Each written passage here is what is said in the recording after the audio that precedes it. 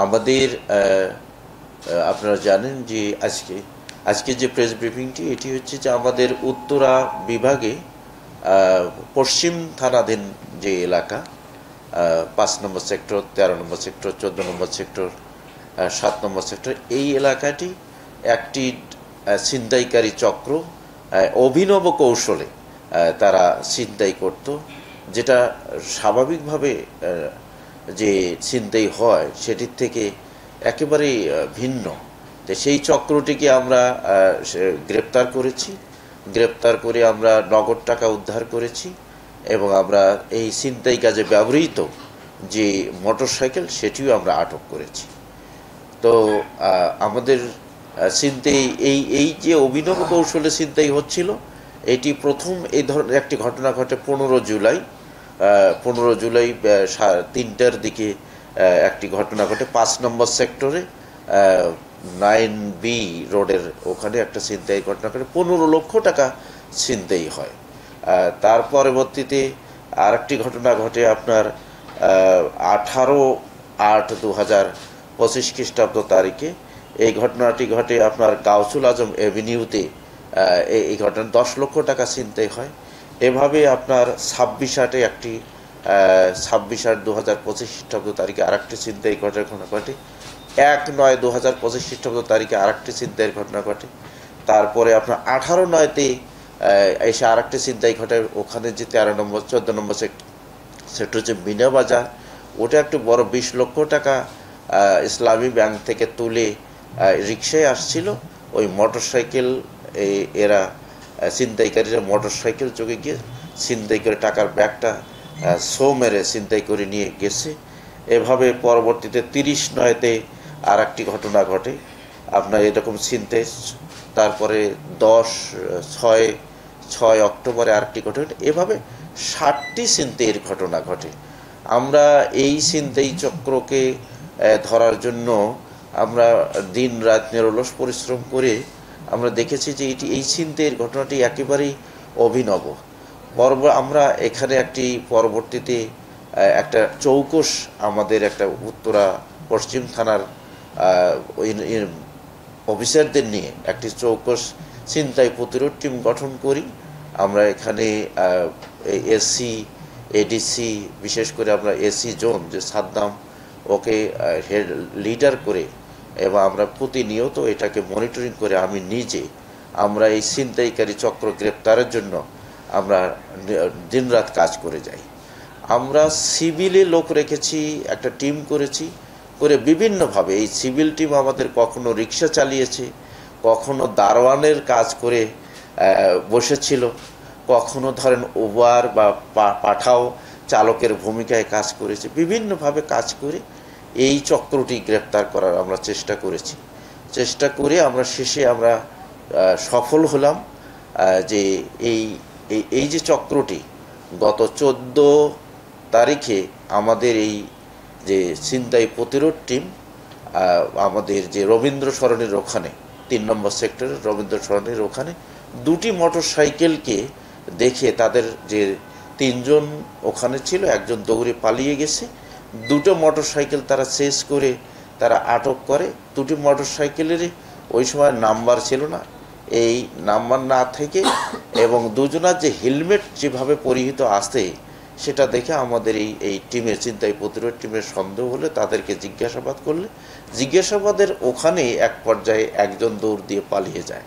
পালিয়ে গেলে আমাদের ছিনতাই প্রতিরোধ টিম আমাদের 2টি মোটরসাইকেল আটক করে এবং 2জনকে থানায় নিয়ে যায়। থানায় নিয়ে গেলে আমাদের এই টিমের যে টিম লিডার রয়েছে আমাদের এসি সাদ্দাম, ও নিজেকে জিজ্ঞাসাবাদ করে। পরবর্তীতে আমি সহ নিজেরা গিয়ে আমরা ব্যাপক জিজ্ঞাসাবাদ করলে তারা স্বীকার করে যে এই যে ঘটনাগুলো তারা ঘটিয়েছে।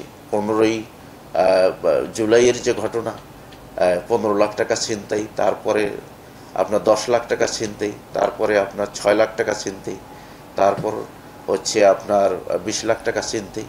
20 লাখ টাকার যে ছিনতাইটা হয়েছে মিনা বাজারের ওখান থেকে, সেখানে একজন চাইনিজও ছিলেন, চাইনিজ ব্যবসায়ীর টাকা, তিনি বাংলাদেশের একজনের সাথে ওখানে ব্যবসা করতেছিলেন। চায়নার থেকে মাল নিয়ে এসে তিনি বিভিন্ন জায়গায় সরবরাহ করতেন। তো আমরা সেটা তো তারা জিজ্ঞেস স্বীকার করে এবং স্বীকার করলে তারা জানায় তো যে এই যে তাদের অভিনব কৌশল। মাত্র 30% টাকায় জমির মালিক হয়ে নতুন বাংলাদেশের গড়ে তোলার স্বপ্ন দেখা বাংলা বসতি। আমরা জিজ্ঞাসাবাদে জেনেছি যে তারা যে মোটরসাইকেলটা তাদের ওই যখন ছিনতাই কাজে যেত তখন একটা কখনো ফেক নাম্বার প্লেট বসাতো, কখনো তারা নাম্বার প্লেটটা খুলে আসতো। এই স্বল্প সময়ের মধ্যে কাজটা করে তারা চলে যেত। তারা ব্যাংকে তারা ঢুকতো না, কিন্তু ব্যাংকের বাহিরে তারা ওত পেতে থাকতো, কখনো ওই যে পাঠাও বা উবার চালকের মতো ভাব করে, কখনো বা তারা দোকানে বসে অপোজিট দোকানে বসে চা কফি খেয়ে ওয়েট করতো। এবং যখনই ব্যাংক থেকে কোনো লোক টাকা নিয়ে কোনো ব্যাগ নিয়ে বের হতো, রিক্সায় যেত, তার রিক্সাটাকে তারা চেস করে তাদের সুবিধাজনক জায়গায় গিয়ে তারা ওই টাকার ব্যাগটা সো মেরে ছিনতাই করে নিয়ে যেত।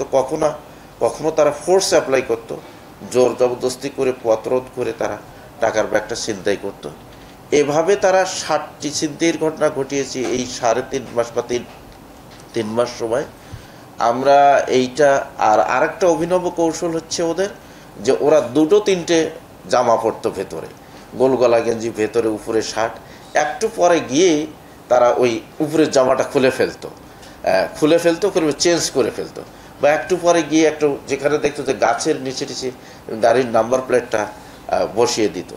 তাই এইভাবে করতে আমরা খুব বেগ পেতে হয়েছে। আমাদের এই এই বিরাট এলাকা জুড়ে সিসিটিভির ফুটেজ দেখা, সংগ্রহ করা, হিসেব করা, এবং আমরা এই ডিএমপি এবং সারা দেশের এই ধরনের ছিনতাই কাজে কারা কারা জড়িত থাকতে পারে, কার রেকর্ড কী রয়েছে, এগুলো আমরা সবগুলো যাচাই করেছি যে এই চক্রটিকে আমরা যে কোনোভাবে আমরা গ্রেপ্তার করব। তো শেষে আমরা তিনজনের মধ্যে আমরা দুজন, এই 3 জন এই কাজটায় জড়িত। 3 জনের মধ্যে আমরা 2 জনকে গ্রেপ্তার করেছি, একজন পালিয়ে গেছে। একজনের নাম হচ্ছে সাইফুল ইসলাম শাওন, সে টিম লিডার, তার বাড়ি হচ্ছে আপনার মকসুদপুর গোপালগঞ্জে, আর সে এখানে থাকতো আপনার রামপুরায়। আর একটা বেশিরভাগ সময় সে গোপালগঞ্জেই থাকতো, সেখান থেকে সে আসতো, মাঝে মাঝে সে এখানে থাকতো। আর একজনের বাড়ি হচ্ছে ফারুক হোসেন, সে ইলিয়টগঞ্জ দাউদকান্দি কুমিল্লায় তার বাসা, সে সেখান থেকে আসা যাওয়া করতো, সেও মাঝে মাঝে রামপুরে থাকতো। আর একজনের নাম হচ্ছে জিল্লুর রহমান, ও হচ্ছে গোপালগঞ্জ সদরে বাসা। তো আমরা 3 জনকে গ্রেপ্তার করতে পারি, আমরা 2 জনকে গ্রেপ্তার করেছি। এর মধ্যে টিম লিডার হচ্ছে সাইফুল ইসলাম শাওন। সাইফুল ইসলাম শাওনকে জিজ্ঞাসাবাদ করে এবং ফারুককে জিজ্ঞাসাবাদ করে আমরা জানতে পেরেছি তারা এই 60টি ঘটনায় টোটাল 59 লক্ষ টাকার ছিনতাই করেছে। এই টাকা ছিনতাইয়ের ভাগ তারা 3 ভাগে করেছে। শাওন পেয়েছে, যেহেতু তো টিম লিডার, সে 36 লক্ষ টাকা নিয়েছে, আর বাকি 2 জন 16 লক্ষ করে টাকা নিয়েছে, ফারুক এবং জিল্লুর। আর ওরা 2টি মোটরসাইকেল কিনেছে এই দিয়ে, আপনার এই ছিনতাইয়ের টাকা দিয়ে। আমরা মোটরসাইকেল 2টো আটক করেছি এবং আমরা জানতে পেরেছি আরও তাদেরকে জিজ্ঞাসাবাদে যে তারা এই টাকা দিয়ে তারা মানে সাথে মিলেমিশে একটি জমিও কিনেছে। আমাদের ইনভেস্টিগেশন চলমান রয়েছে। আমরা তাদেরকে গ্রেপ্তার করে আমরা তাদেরকে সাথে নিয়ে তাদের দেখানো মতে আমরা জিল্লুরকে গ্রেপ্তারের জন্য গোপালগঞ্জে অভিযান চালিয়েছি। মকসুদপুরে যে শাওনের গ্রামের বাড়ি, সেখানে আমাদের টিম গিয়েছে, সেখান থেকে তার দেখানো মতে বের করে দেওয়া মতে 8 লক্ষ টাকা আমরা উদ্ধার করেছি। 8 লক্ষ টাকা আমরা উদ্ধার করে আমরা জব্দ তালিকা মূলে সেটা আমাদের হেফাজতে নিয়েছি। আর আমাদের টিম এই নিরলসভাবে পরিশ্রম করে আমরা উত্তরায় যতগুলো বড় ঘটনা ঘটেছে ছিনতাই থেকে শুরু করে সবগুলোই আমরা ডিটেক্ট করেছি। আরেকটি হচ্ছে যে আমাদের এই যে ছিনতাইয়ের ঘটনায় আমাদের এই কিছু টাকা আমরা শুনতে পেরেছি যে কোনো একটা এখানে দোকানে, ওয়ার্কশপের দোকানে তারা রেখেছিল। আমরা সেটাকেও চেস করছি, তাদেরকে এই দোকানের যে মালিক তাকে খোঁজার চেষ্টা করছি। হয়তো তদন্তকালে হয়তো তাদেরকেও আমরা এই আইনের আওতায় আনতে পারবো। এই টোটাল ঘটনায় আমাদের 60টি মামলা, 60টি ঘটনায় উত্তরা পশ্চিম থানায় 60টি মামলা রুজু হয়েছে এবং আমরা এই আসামিদেরকে গ্রেপ্তার যাদেরকে করেছি যে দুজনকে, তাদেরকে তারা আমাদের কাছে স্বীকার করেছে এবং বিজ্ঞ আদালতে তাদের এই অপরাধ স্বীকার করে স্বীকারোক্তিমূলক জবানবন্দি সিআরপিসি 164 ধারায় দেবে বলে তারা আমাদেরকে আশ্বস্ত করেছে এবং আমরা তাদেরকে বিজ্ঞ আদালতে প্রেরণ করেছি।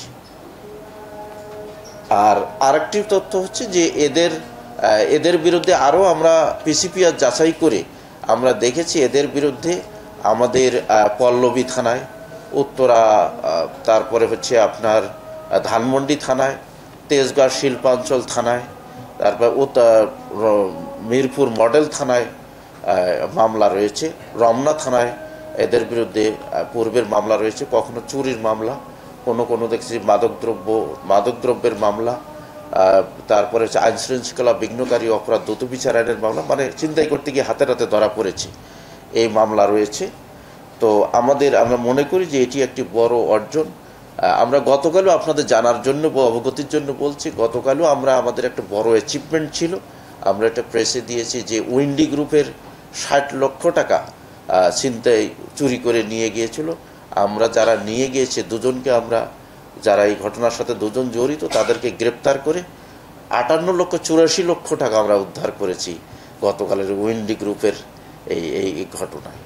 তো আমাদের আজকের ঘটনাটিও আমাদের এই টিম, আমাদের যে উত্তরা বিভাগের যে এই ছিনতাই প্রতিরোধ টিম অসাধারণ একটি কাজ করেছে এবং আমার নির্দিন রাত নিরলস পরিশ্রম করে এই সফলতা আমরা অর্জন করেছি।